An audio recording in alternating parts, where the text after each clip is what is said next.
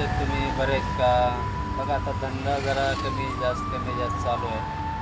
अजून आहे ना, ही मेन लाईन आहे ना, मी तुम्हाला दाखवतो, ती अजून चालू व्हायची. ती चालू झाल्यानंतर तर किती परिणाम होईल ते सांगू शकत नाही. त्याच्यामुळे आहे ना, रिक्षा आता नवीन घेणाऱ्यांनी तर घेऊच नका, माझं हे म्हणणं आहे. आता आम्ही तर पहिल्यापासून चालवतो आहे, जवळजवळ आता 20-22 वर्ष झालं चालवतो. ठीक आहे, तर तुम्हाला लाईन दाखवतो कुठल्या इथे. हां, बघा मित्रांनो, ही जी लाईन आहे ना, फेज 3 हिंजवडी ते डायरेक्ट शिवाजीनगर आणि शिवाजीनगरवरनं विमाननगर, ही थोडीच आहे ना, ह्याच वर्षी ही लाईन चालू होणार आहे.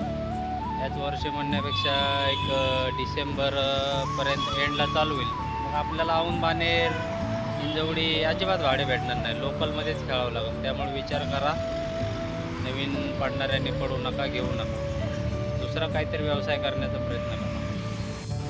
तर नमस्ते, ही लाईन म्हणजेच मेट्रो लाईन आहे. मेट्रो म्हणजे आता जे स्वारगेट ते पिंपरी चिंचवड चालू झाल्यापासून तिकडल्या ट्रिप नाही, बुकिंग नाही, काय. आणि कोण जाईल कशाला?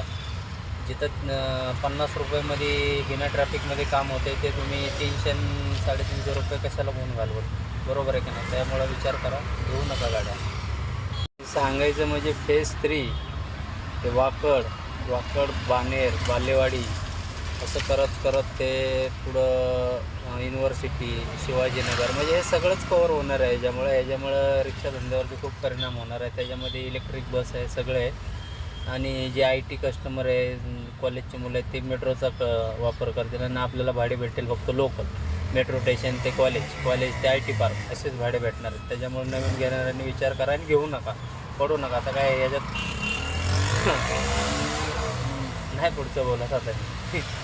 ठीक आहे, व्हिडिओ आवडला तर लाईक शेअर करा. धन्यवाद.